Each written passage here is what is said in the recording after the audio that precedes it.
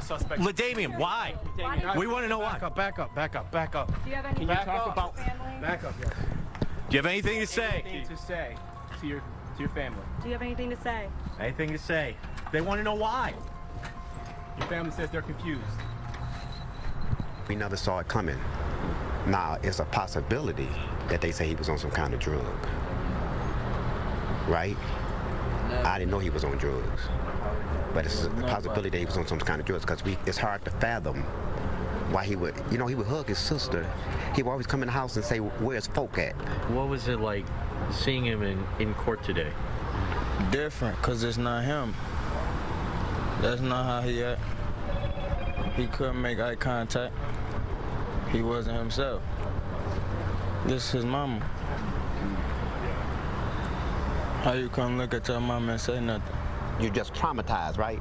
So the very next day and the days after that, you start feeling the effects of it. So right now, I know I'm numb. I haven't been myself in the last couple of days, but it's gonna be okay.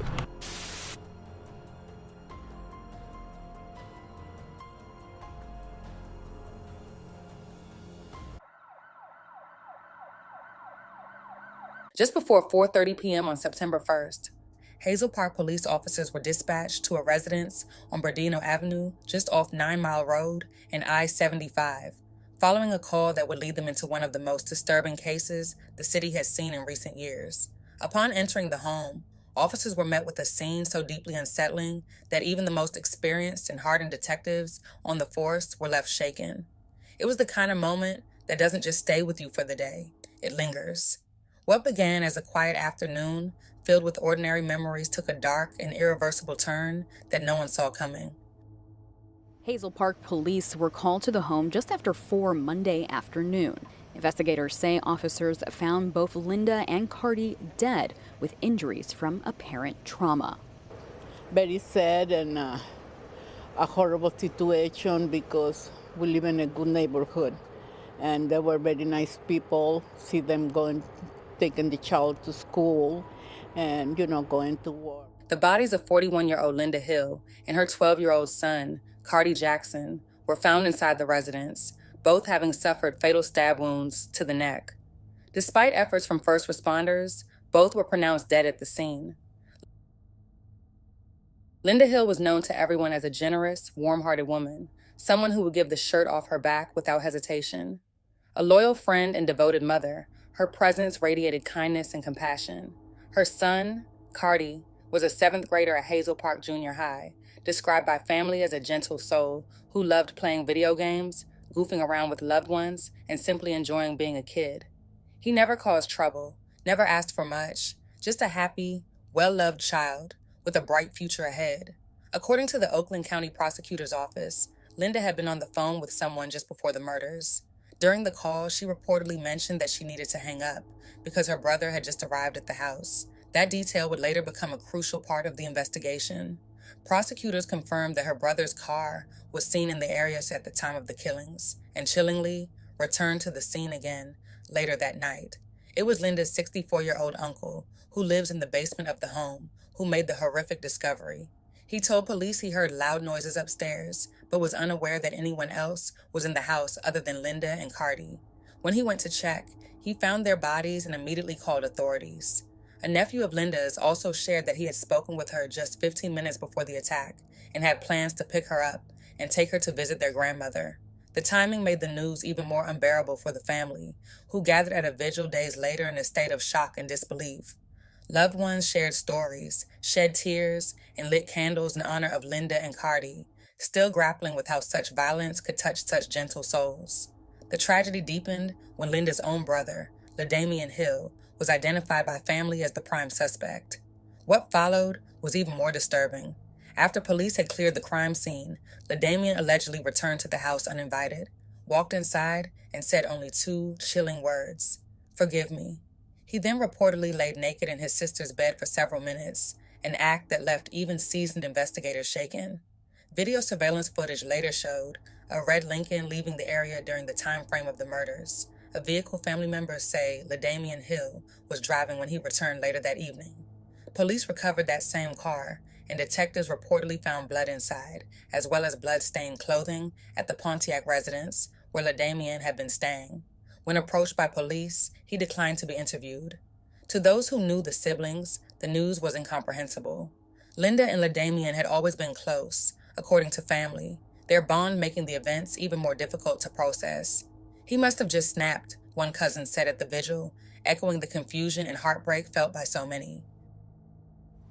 DeAndre Watkins sits on the front steps of his grandmother's house. It's where Linda and Cardi Hill were headed for a barbecue the day they were killed. We're hoping that they are able to, they have collected the right amount of evidence and stuff like that to where they can charge him fully. And that's all we want is just justice for her and Cardi. DeAndre says he spoke to his aunt every day. She's the only one that actually picks up the phone, no matter what. Like, she could be the most busiest person, and right away she's picking up, and we on the phone hours. He says she was everyone's biggest cheerleader. Life, career, she stays supporting us within any of our career paths. She never cared about, like, herself, you know? It was always us. Meanwhile, his little cousin was quiet, but he loved video games and shared a special bond with his dog. Super strong. Like, he was the main, like, caregiver of the dog, you know, walking it, feeding it. It was in his room 24 hours a day. He says Cardi was a sweet kid who liked to be helpful in his neighborhood. We went to all the neighbors' houses, and they was just saying how such a good kid he is. He come and help them with whatever they need, any job that's needed. DeAndre says the joy and happiness that Linda and Cardi Hill brought to their families' lives will live in their hearts forever. Family members of Linda Hill and her son Cardi visit the home on Burdeno Avenue throughout the day, including her son, DeMonte. I don't even know what would make a person do something like this. It's messed up. He says the family is not coping well with the news of Linda and Cardi's loss. As you would expect, you know, everybody heartbroken. Always good vibes, laughing, joking around. And Cardi was his best friend. That was my dog. Same thing. Just joking around, you know. He's like a younger version of me. Always playing around, having fun with him. On the evening of September 2nd, law enforcement officers executed a search warrant at a residence in Pontiac, leading to the arrest of 43-year-old LaDamian Redford.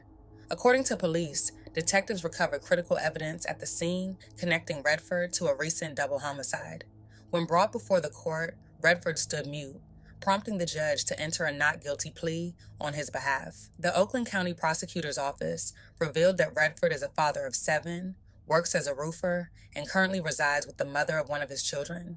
His criminal record is extensive, with prior convictions for assault, domestic violence, possession of controlled substances, and felony firearm charges. At this time, investigators have not identified a clear motive behind the killings.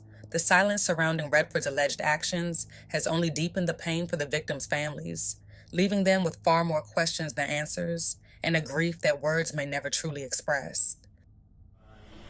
The tragic story of Linda Hill and Cardi Jackson highlights the deep dangers of unresolved conflict, toxic relationships, and unchecked patterns of abuse. It shows how a history of violence, when left unaddressed, can spiral into irreversible tragedy. Despite warning signs, repeated criminal behavior, or emotional instability, systems often fail to intervene in time, leaving families vulnerable to devastating outcomes. The key lesson is the urgent need for early intervention, accountability, and support for victims of abuse. It also emphasizes the importance of recognizing red flags, taking threats seriously, and protecting loved ones before situations escalate. In the end, this story serves as a painful reminder that ignoring violence, whether out of fear, hope, or helplessness, can come at the highest possible cost. Rest in peace, Linda Hill and Cardi Jackson. On September 1st of 2025, Hazel Park officers were dispatched to 23084 Burdeno, which is in the city of Hazel Park, county of Oakland, at approximately 4:15 p.m. Officers were met by the caller, Edward Hill. Officers located a female in the living room of that location, face down, covered in blood. Blood was also splattered on the south wall of the living room. Officers discovered the female, Linda Hill, to have a deep laceration to her neck. Officers subsequently located a young male, Cardi Jackson, in the rear of the home, also with a deep laceration to his neck. At this time, detectives were called in. A search warrant was authorized and executed on the Burdeno home. Oakland County Crime Scene Unit arrived on scene and collected biological evidence from that same location. Family began showing up at that time at the residence, and I spoke with Wakita Hall, who stated that she was on the phone with Linda at 2:22 p.m. and the call lasted approximately 46 minutes. Wakita advised that they were having a conversation and then the phone went silent. Wakita advised she heard nothing of concern at that time. A ring camera also was located across the street from that same location, which showed a red sedan possibly leaving 23084 Bernardino. A camera search of nearby businesses showed a red, older model Lincoln MKZ northbound on Bernardino at 3:09 p.m. That same camera shows the same car southbound at 3:17 p.m.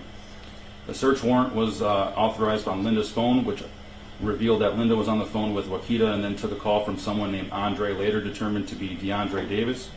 Once the forensic team was done processing the location, I entered the home and searched the residence with Detective Porter. Linda and Cardi had severe and critical lacerations spanning the whole length of their neck.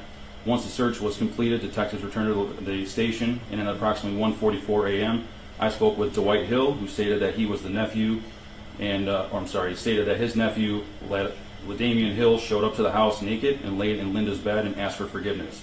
Prior to this, the family had been trying to reach LaDamian with negative results. Dwight advised that LaDamian showed up to the house in a red sedan and left the location approximately 20 minutes prior to my notification of these events.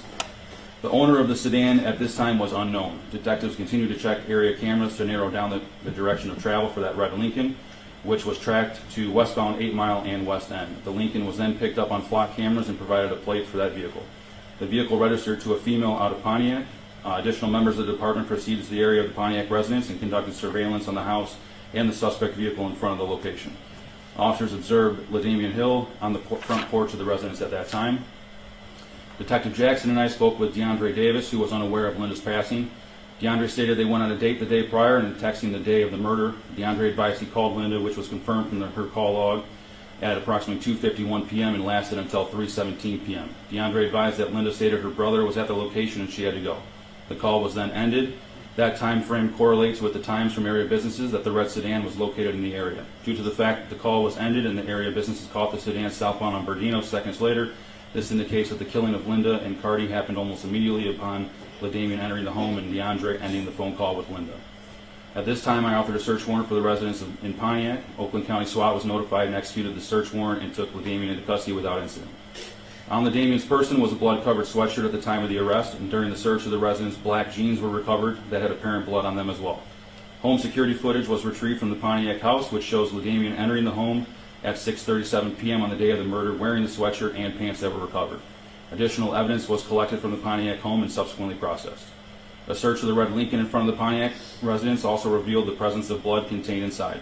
The vehicle was processed as well by the Oakland County Crime Scene Unit, and the owner of the Pontiac residence and the red Lincoln advised that LaDamian was the only person using the vehicle for approximately the last 10 days. The resident stated that to detectives that LaDamian showed up to the Pontiac residence naked and stated that he lost his phone and didn't want to talk about why he came home naked. This occurred after he had already showed up to the Bernardino home naked. LaDamian was transported to the station where he was processed. LaDamian subsequently refused to cooperate with detectives and provide any insight to a motive for the killing. The weapon used in this crime has not yet been recovered, and this case was then subsequently presented to the Oakland County Prosecutor's Office, who authorized a 2-count warrant that sits before you, count 1 being for homicide, murder, first degree, premeditated for the killing of Linda Faye Hill, count 2 being for homicide, murder, first degree, premeditated for the killing of Cardi Perone Jackson. Anything else you'd like to add? We'll have a subsequent bond request here.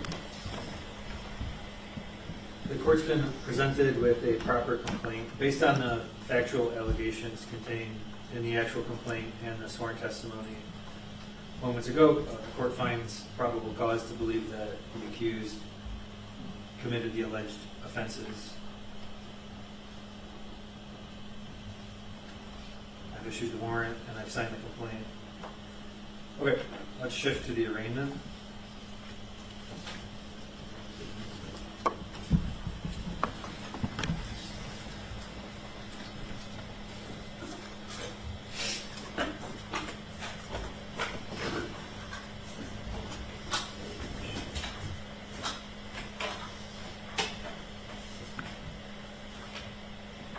All right, recalling 25H0270FY, State of Michigan versus LaDamian P. Hill. Your appearance? Yeah, Dana Wilson appearing on behalf of the defendants, Your Honor.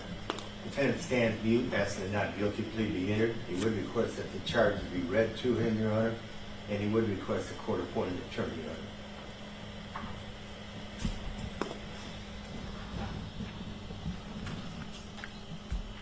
Are you LaDamian Keith Hill?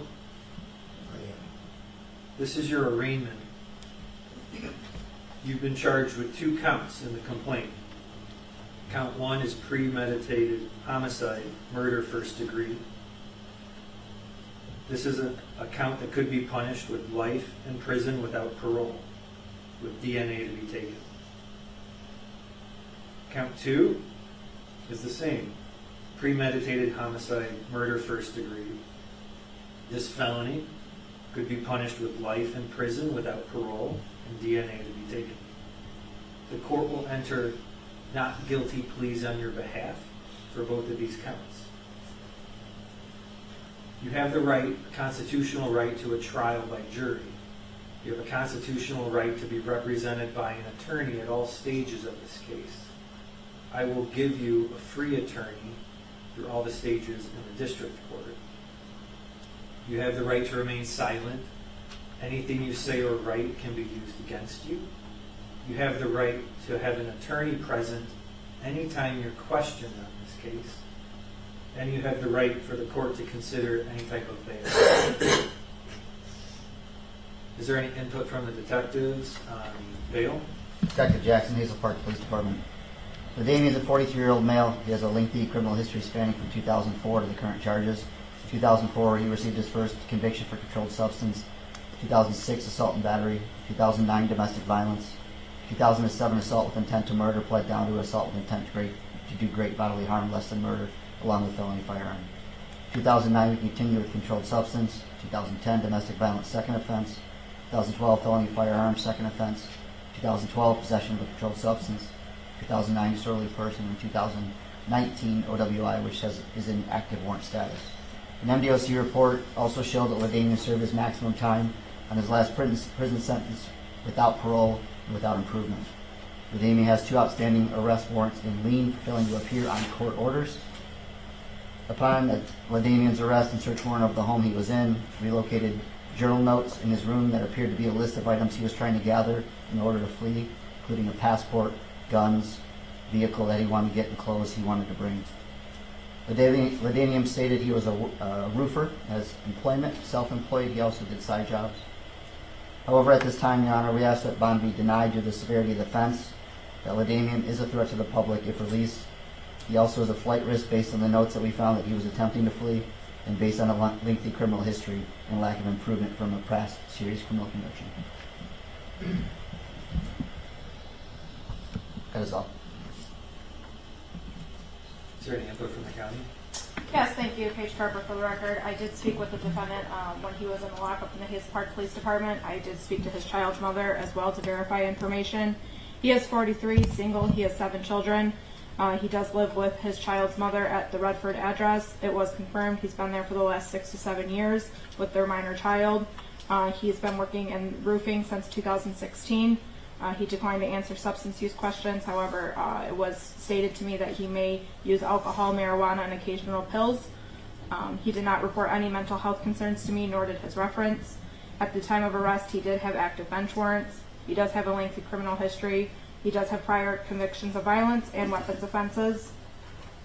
The deceased victims in this matter are Linda Hill of Hazel Park, 41, who is his sister, and her minor 12-year-old son, who is the defendant's nephew. I did not find any prior contacts with them in Clemmis. He did not live with the victims of this matter. Based on the serious nature of the offense and the allegations that surround this matter, and the defendant's past violent convictions, there are no conditions or combination of conditions that will assure his appearance in court or mitigate the danger to the community at large. Per MCR 6.106, the court may deny bond solely on the offense of murder. Therefore, pretrial services is respectfully asking that bond be denied in this matter today. Thank you. Thank you. Counsel, do you have any input on the issue of bond? Just briefly, Your Honor, the defendant, he is working, he's a roofer by trade, makes $600 to $700.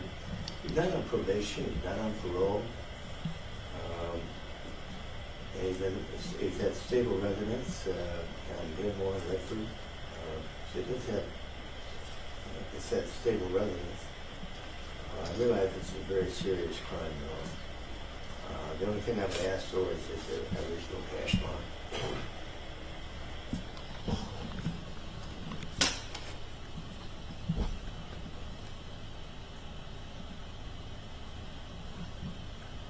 Any other input on bond? No, sir.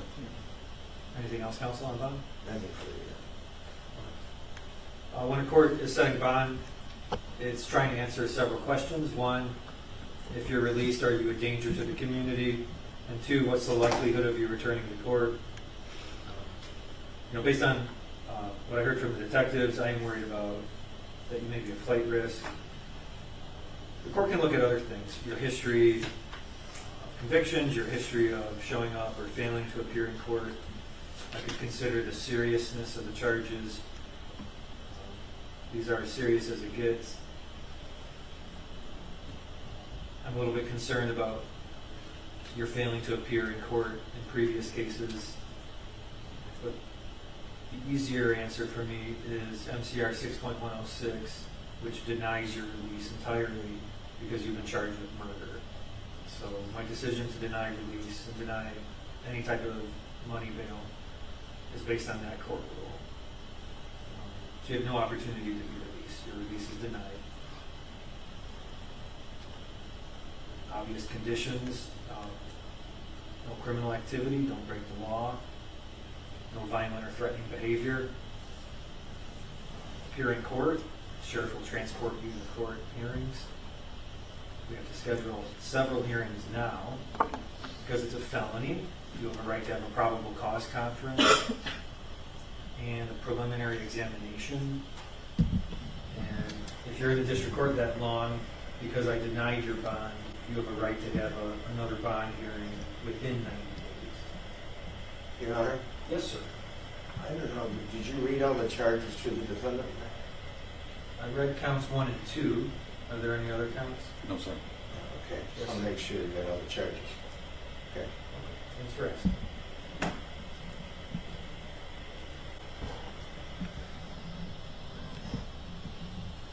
Okay. Are the parties requesting a probable cause conference to be in person or virtually on Zoom? I would have to be in person, Your Honor. The in-person probable cause conference will be held here in 43rd District Court September 16 at 10:45 a.m. September 16 at 10:45 a.m. It will be held with me. The exam will be scheduled a week later. That will be September 23rd at 12:55 p.m. Again, in this court. And then we'll talk about the new bond hearing within the next 90 days. We can start that conversation at the BCC. Is there anything else to discuss today? No, sir. Anything else, counsel? Okay. Mr. Hill, we'll see you soon. All right. Goodbye.